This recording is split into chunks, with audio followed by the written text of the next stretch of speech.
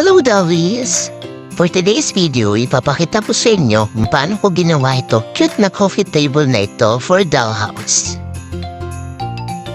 Una, nag-pattern ako ng dalawang circle na may 9 cm diameter at another dalawang circle na may 8 cm diameter. Ayan, kinat ko siya using jigsaw. Pag gumagamit kayo ng jigsaw, dahan-dahan lang kasi yung takbo ng jigsaw nakasalalay pa rin sa mga kamay nyo. At hindi sa ibang tao, na pag nagkamali ka, nasisisi mo sa iba. Char, ayos lang naman magkamali. Pag nagkamali, pwedeng ayusin at kinisin. Ay siya, proceed na tayo sa next step. Mandalagay tayo dito ng dalawang drawer panel.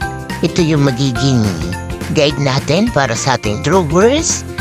Then, pagpatungin lang natin silang dalawang ganyan. Then, para sa sidings, gamit tayo ng barbecue stick. Cut lang natin to small pieces, then lihain lang para dun sa mga excess. Just make sure na tama lang yung height na ginawa niyong mga sticks. Then, pwede nyo nang idikit isa-isa. Medyo matagal na process, pero pwede nyo namang i-fast forward. So, kailangan mo talaga dito ng mahabang pasensya.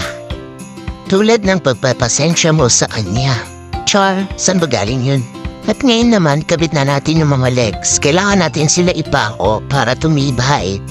Hanap lang kayo ng mga maliliit na pako, mga 1 cm. O pin nails. Sa mga online shop, doon na ako mo-order. Huwag ka nang maghanap sa iba, tulad ng ginawa niya. At ayan, tapos na, pwede na natin siyang ilagay. Idikit lang natin siyang ganyan, naka-sandwich, kasama no isa pang top na circle. Ano ba yan? Nakalimutan ba na? Hindi ko na napakita kung paano ko ginawa yung table extension na yan. Pero ginawan ko lang naman siya ng legs na mas matakas dun sa una, parang medyo elevated siya. Okay, proceed na tayo sa painting. Noong una, linagyan ko siya ng lacquer primer na white para kumapit yung final paint na ilalagay natin. Sa final paint naman, gumamit ako ng water-based na wood varnish, then mga naka-6 or 5 coat ako bago ko kumunachib yung ganitong color. Then, kabit na natin itong drawer handle. Saka natin ikabit ang dalawang table using glue gun. Ayan, matibay na. Matibay pa sa inyong banchowa.